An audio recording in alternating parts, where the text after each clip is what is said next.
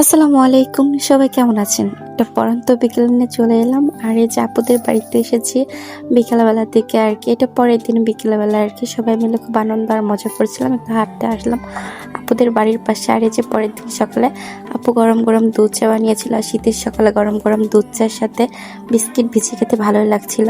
আর সেদিন সকালে নাস্তাটা আমি তৈরি করেছিলাম, লুচি আর আলুর দম। আর সেমাইটা রান্না করেছিল আমার আপু। গ্রামে এসেছি, গ্রামের মেয়ে, আর মাটির চুলায় রান্না করবো না সেটা হতে পারে না। এই যে আমি সকালবেলা এই যে আলুর দমটা রান্না করতেছিলাম, আর আলুর দমটা খেতে অনেক বেশি সুন্দর হয়েছিল আর দেখতে খুব লবণীয় ছিল। আর এই যে সকালে একটু পেঁপে খেয়ে নিলাম, হালকা একটু রোদ ওঠার পরে। এই পেঁপেটা ছিল আপুদের গাছের গাছ পাকা পেঁপে আর কি। আর এটাকে আমরা বলি বিষ কচু। তো বিষ কচু হচ্ছে ফুলটা অনেক সুন্দর লাগছিল। আর এই যে আপুদের যে তেঁতুল গাছটা ছিল, তো রোদ উঠেছে, আমি বললাম যে আমি একটু তেঁতুল ভর্তা খাবো। তাই জন্য আমার ভাই আর আমার ভাগ্নি মিলে তেঁতুলগুলো পাড়ছিল, যদিও বা শেষের দিকে অনেকগুলো তেঁতুল আর কি পাড়া হয়েছে। এই যে এই তেঁতুলটা হচ্ছে আমার আপু শিলপাটে বেটে ভর্তা করেছিল, আর খেতে অনেক বেশি ভালো লাগছিল। আর এই যে দুপুরে আর কি লাঞ্চটা করে নিয়ে আমরা চলে আসতেছিলাম আপুদের বাসা থেকে। অনেক বেশি মন খারাপ হচ্ছিল আমার, কারণ অনেক দিন পরে আর কি আপুকে দেখলাম, আবার 2টা দিন ছিলাম, অনেকটা মায়া লেগে গিয়েছে।